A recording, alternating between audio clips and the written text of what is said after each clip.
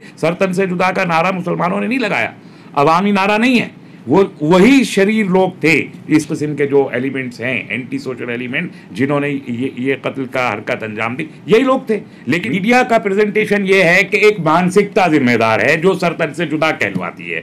ये narrative develop किया जा रहा है उदयपुर के वाक़े के बाद से कि ये सर तन से जुदा कहा जा रहा है। ये नैरेटिव मुसलमानों का नैरेटिव नहीं है और ये मीडिया प्रमोट कर रहा है, तो इसको काउंटर करने की जरूरत है। और अगर आप इसे मानसिकता मान रहे हैं तो 2014 से लेकर 2022 तक जितनी मॉब लिंचिंग्स हुई, जय श्री राम का नारा लगा के लोगों को कत्ल किया गया, गाय के नाम पर जो कत्ले आम हुआ, जो कम्युनल राइट्स हुए, जो मस्जिदों के बाहर खड़े होकर भगवा झंडे लहराए गए, जो तलवारों के जुलूस निकाले गए, जो जंतर मंतर पे नारे लगाए गए और खुद उदयपुर के बाद गुड़गांव में जो नारे लगाए गए, उन लोगों को सवाल पूछना चाहिए कि वो कौन सी मानसिकता है।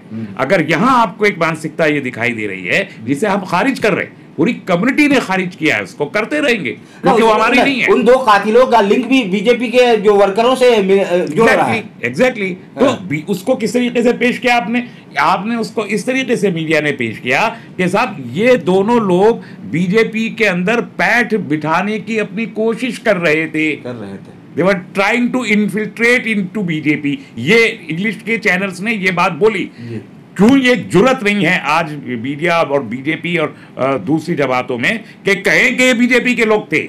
इन्फिल्ट्रेशन करने की कोशिश का मतलब होता है कि अभी महीने 2 महीने से कर रहा हूं। ये 4 साल से बीजेपी के बाकायदा रुकने माइनॉरिटी मोर्चा के वहां के गुलाब सिंह कटारिया जो होम मिनिस्टर थे बीजेपी के वहां राजस्थान में, उनके साथ फोटोग्राफ्स हैं इनके 3 साल पहले के, 4 साल पहले के, जो लगातार। तो ये क्यों खुल के ना कहा जाए? अगर ये कोई और स्टेट होती या इनका ताल्लुक बीजेपी के अलावा किसी और पार्टी से, मिसल कांग्रेस से मिल गया होता, अगर MIM से मिल गया होता तो हंगामा हो रहा होता पूरे मुल्क में। यही टेलीविजन के डिब्बे जोर जोर से उछल के ये गा रहे होते, हर एंकर जो है वो उछल रहा होता जैसे उसके पैरों में स्प्रिंग लग गए हों। ऐसे उदयपुर मामले में जो पूरी मुस्लिम कम्युनिटी को टारगेट किया जा रहा है, गलती 2 इंसान करे और भुगतान उसका पूरी कम्युनिटी भुगते है। ये तो कम्युनिटी का इससे क्या लेना देना? कुछ नहीं।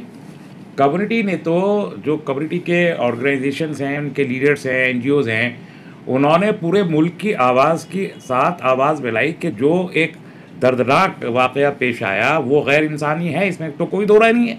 उसमें पूरा मुल्क खड़ा हुआ, मुस्लिम कम्युनिटी भी खड़ी हुई। लेकिन इसका ये मतलब नहीं है कि उन 2 आदमियों की हरकत को आप मुस्लिम कम्युनिटी के साथ जोड़ देंगे, हरगिज़ भी नहीं। ये उन 2।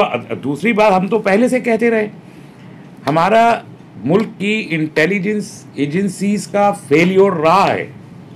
इसको क्यों नहीं माना जाता? इसको हुकूमत को मानना पड़ेगा कि हमारी इंटेलिजेंस एजेंसीज का फेलियर रहा है। हमने 10 जून के वाक़े पे भी कहा कि इंटेलिजेंस कहाँ था जब उस वक्त वहाँ पर एक वो घूम रहा था कि भारत बंद की कॉल फर्जी घूम रही थी, जब वो चंद शरीर लोग जुमे की नमाजों में शरीक होकर नारे लगा रहे थे। सर तन से जुदा का नारा मुसलमानों ने नहीं लगाया, अवामी नारा नहीं है, वो वही शरीर लोग थे, इस किस्म के जो एलिमेंट्स हैं, एंटी सोशल एलिमेंट, जिन्होंने ये कत्ल का हरकत अंजाम दी, यही लोग थे। लेकिन इंटेलिजेंस एजेंसीज ने उनको आइडेंटिफाई भी नहीं किया, उनको रोका भी नहीं। 10 दिन गुजर गए, उसके बाद भी इस जानिब कोई तवज्जो नहीं दी। तो जो टोटल फेलियर है, आप चाहे स्टेट गवर्नमेंट का कहें चाहे central government, state to state government भी एक रिलेशन होता है, इनपुट्स आते हैं। NIA इनपुट देता है, CBI इनपुट देता है स्टेट गवर्नमेंट को कि आपकी स्टेट में ये होने वाला है। ये होता रहता है भाई, ये बड़ा नॉर्मल प्रोसीजर है।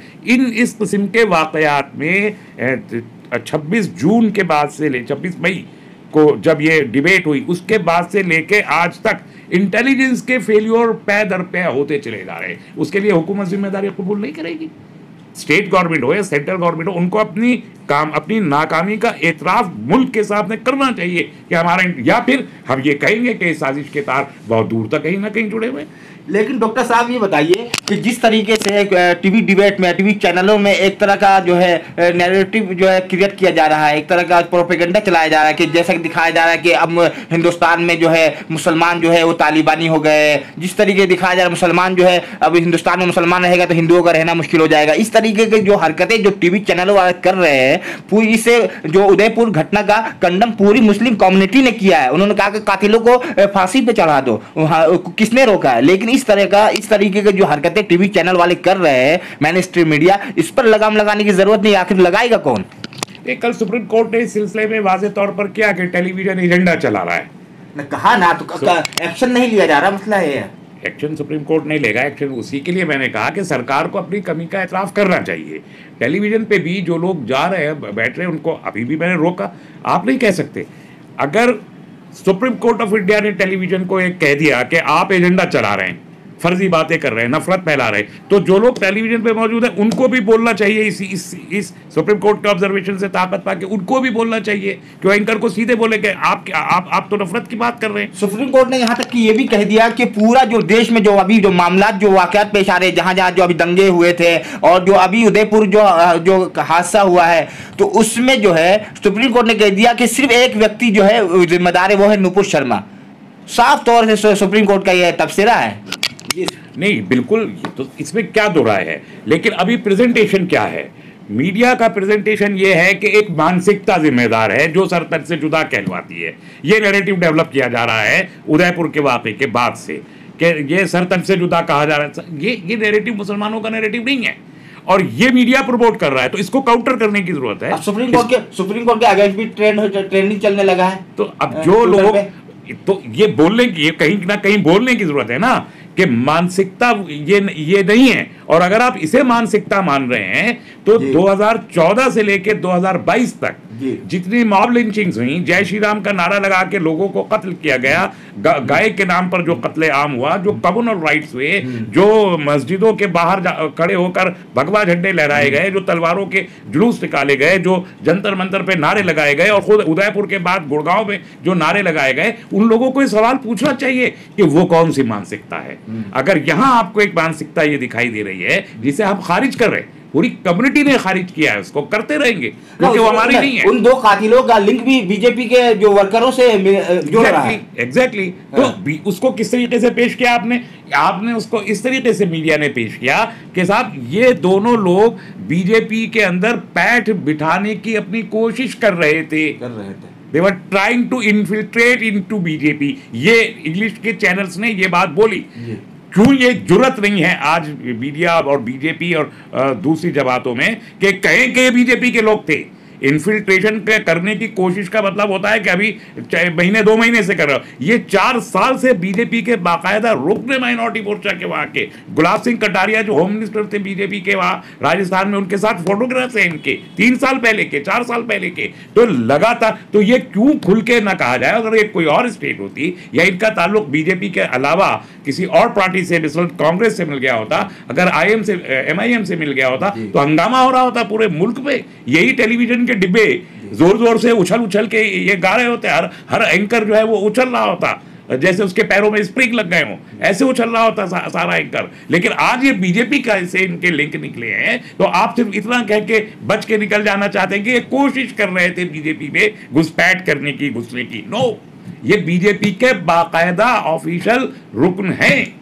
जिस तरीके से नुपुर शर्मा बीजेपी की ऑफिशियल स्पोक्स पर्सन थी, उसका कहा हुआ, हमने कहा पहले दिन से कहा कि जो बीजेपी का स्पोक्स पर्सन बोल रहा है वो उसकी इंडिविजुअल की ओपिनियन नहीं है, वो पूरी पार्टी की ओपिनियन है। और ये बात कल सुप्रीम कोर्ट ने भी कही इसी तरीके से कि स्पोक्स पर्सन की कही हुई बात अकेले उसकी बात नहीं, पूरी पार्टी की बात है। इसी तरीके से पार्टी का एक वर्कर, पार्टी का एक मेंबर इतने बड़े अजीम, इतने शदीद जुर्म में मुलव्विस पाया गया है और आप उसको जस्ट एक पासिंग रेफरेंस देके निकल जाना चाहते हैं। बहुत घटिया हरकत करी है, बहुत बेरहमी से मारा गया है। लेकिन आपको मैंने वही कहा कि हमारी इन्वेस्टिगेटिंग एजेंसीज को अब इस रुख पर भी जब हमको मालूम हो गया कि बीजेपी का एक बाकायदा ऑफिशियल रुकन है ये कातिल, तो इस कातिल का की पार्टी का और इसका क्या ताल्लुक है इस वाक़े से बीजेपी का क्या ताल्लुक है? इन्वेस्टिगेटिंग एजेंसीज को इस पर भी जोर देना चाहिए। ये क्यों जोर नहीं दिया जा रहा? बीजेपी से इस वाक़े का बराह रास्त क्या ताल्लुक है, इस पर इन्वेस्टिगेटिंग एजेंसीज को इस एंगल के साथ भी अपने इन्वेस्टिगेशन आगे बढ़ाने चाहिए। क्यों नहीं बढ़ाए जा रहे? जस्ट बिकॉज के वो रूलिंग पार्टी है। इसी को सुप्रीम कोर्ट ने कल कहा कि आपके ऊपर सत्ता का नशा है, और सत्ता के नशे में का मतलब ये नहीं कि आप कहीं कुछ भी बोलते रहे, कुछ भी करते रहे।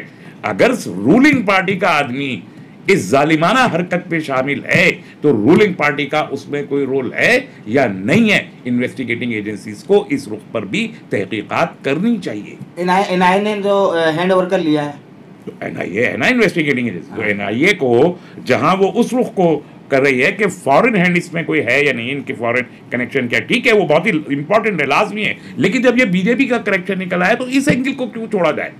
इस एंगल को भी देखे कि कहीं इस पार्टी में तो कुछ अंदर ऐसे लोग नहीं हैं जो इस किस्म की हरकत करके और मुल्क में फिरका वाराना मुनाफरत को बढ़ावा देना चाहते। और मैं इसलिए कह रहा हूं, मैं हवा में नहीं कह रहा हूं। देखिए इसी पार्टी के बड़े बड़े ओहदेदारान, मसलन एक गवर्नर जो त्रिपुरा में थे, उन्होंने कहा कि खून का दरिया बहाना पड़ेगा तब हम हिंदू राष्ट्र हासिल करेंगे।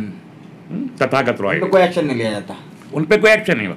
RSS के चीफ ने कहा 3 दिन में हम एक फौज खड़ी कर सकते हैं, और लीडर्स ने कहा कि कानून हाथ में लेने की बात करते रहे, गोली मारो सालों को, देशभक्ति है। तो अब जब आप त्रिशूल बांटने की आप कह रहे हैं कि हम मुल्क में जो है वो 5 लाख मंडलियां बना के त्रिशूल बांटेंगे, तो जो लोग त्रिशूल किसके लिए बांट रहे हैं, फौज किसके लिए उठा रहे हैं, खून का दरिया किसके लिए बहाना चाहते हैं, तो ये भी तो एक आइडियोलॉजी मुल्क में है, और वो आइडियोलॉजी इक़्तिदार में है, वो आइडियोलॉजी इक़्तिदार में है। मुसलमान हो या पिछड़े हुए हो या दलित हो या जो भी मार्जिनलाइज्ड है, जो भी अपोजिशन है, आप अब सत्ता में हैं और बाकी सब लोग अपोजिशन है। फरन फूड में कौन है? फरन फूड पे बीजेपी है ना। नहीं, फरन फूड में अगेंस्ट जो इनके लिए ये त्रिशूल तलवार सब इकट्ठे कर रहे हैं, तो इनके लिए उनका नारा है कांग्रेस मुक्त मुस्लिम मुक्त भारत, और वो कांग्रेस को मुल्ला की पार्टी कहते हैं, समाजवादी को मुल्लाओं की पार्टी कहते हैं, है ना। तो ये बहुत क्लियर है। राज्यसभा गए कितने मुस्लिम थे उसमें तो एक शायर को भेज दिया उन्होंने, कांग्रेस ने भी शायर भेजा है। कहां से मुस्लिम पार्टी? वो उनको नैरेटिव बनाना है अपना वोट पोलराइज करने के लिए। तो बीजेपी अगर इक़्तिदार में है और बीजेपी के बड़े बड़े लीडर इस किस्म के बयानात देते रहे हैं, और अब इस जालिमाना वाक़े में बीजेपी का एक वर्कर गिरफ्तार हुआ है, और अब वीडियो बना के बिल्कुल इक़बाल जुर्म करते हुए गिरफ्तार हुआ है, तो फिर बीजेपी का उसमें कोई रोल है या नहीं है, ये सवाल।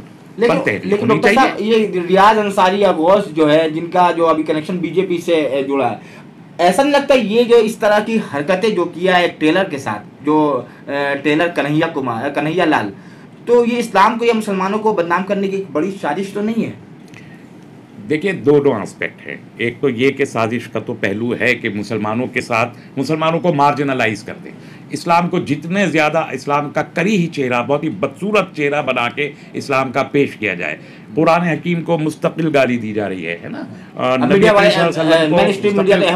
और इस्लाम को बना के पेश, एक विलेन बना के इस्लाम को पेश किया जा रहा है। ये जिस तरीके से बताया जाता है कि नुपुर शर्मा बताती है कि मुझे रेप की भी धमकियां मिल रही है, तो रेप तो इस्लाम में तो बहुत बड़ा गुनाह है, जिना बहुत बड़ा गुनाह है, तो ये ऐसे इस्लाम के मानने वाले तो ऐसे हरकत नहीं कर सकते। पहली बात तो जो अगर कोई मुसलमान इस किस्म की धमकी दे रहा है तो क्या उसके लिए हम मुतालबा करेंगे इसे संसार करो आधा जमीन में गड़वा के? बिल्कुल बिल्कुल। क्या ये मुतालबा उसके लिए भी करेंगे? मैं नहीं समझता कि ये किसी भी तरीके से न तो इस्लाम है, न कोई ये डिफेंस है किसी किस्म का, न ये कोई इंसानी समाज में जीने का ये कोई तरीका है। तो जो लोग भी ऐसा कर रहे हैं वो बिल्कुल गलती पे हैं, और मैं ये मानता हूँ कि वो बहुत ही थोड़े से लोग होंगे जो किसी के कहने पर ऐसा कर रहे होंगे। जैसे जुमे की नमाज में एक आदमी नारा लगा रहा है तो 10 आदमी नारे की बाज़गश्त करते हैं, ये एक तरीका होता है। तो मैंने तो कहा कि जुमे की नमाजों में भी जो एलिमेंट है वो एंटी सोशल एलिमेंट नमाजों में घुसे, और उन्होंने नारे लगाए, बैनर लगाए, और इंटेलिजेंस खामोश रहा हमारा, किसी ने पलट के नहीं देखा कि ये कौन लोग थे। हम कहते रहे कि कहाँ हमारी सुराग एजेंसियाँ हैं। डॉक्टर साहब आखिर में 2 सवाल है मेरे। एक तो नुपुर शर्मा को क्या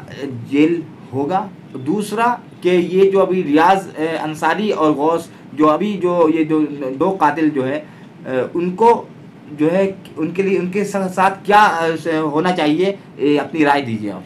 देखिए नुपुर को तो जेल आज नहीं तो कल किसी ने, अभी तो सरकार है, तो कल जो कुछ सुप्रीम कोर्ट ने कह दिया उसको दोहराने की जरूरत नहीं। उसके तहत मुझे उम्मीद है कि जल्द से जल्द कोई ना कोई कार्रवाई, जो भी कानूनी कार्रवाई हो जाएगी। इन 2 कातिलों को जो उदयपुर, जहाँ तक इन 2 कातिलों का है, हमारे मुल्क में फांसी की सजा का प्रोविजन सिर्फ उस वक्त है जब रेयरेस्ट ऑफ द रेयर कोई क्राइम होता है, इससे ज्यादा रेयर नहीं हो सकता। तो ये कोर्ट का प्रोरोगेटिव है। कोर्ट अगर इसे rarest of the rare crime में लेकर आता है तो फांसी की सजा होगी, और उस पर हम में से किसी को कोई एतराज नहीं होना चाहिए, क्योंकि वो जो दरिंदगी का हद पार कर दिया इन 2 व्यक्ति ने। तो इसलिए उस इम्कान ये है कि फास्ट ट्रैक कोर्ट में बहुत जल्दी, अभी तो वो इन्वेस्टिगेशन ज़रूरी है कि तार कहाँ कहाँ जुड़े हुए हैं, उसे अगर ईमानदारी से वो एक्सपोज किया जाए कि इसके तार कहाँ कहाँ जुड़े हैं तो ज़्यादा मुनासिब। और उसके बाद तो मेरा ख्याल है इक़बाल जुर्म इन्होंने पहले ही कर लिया है, तो इनको वो सज़ा मिलेगी, मेरा अंदाज़ा है।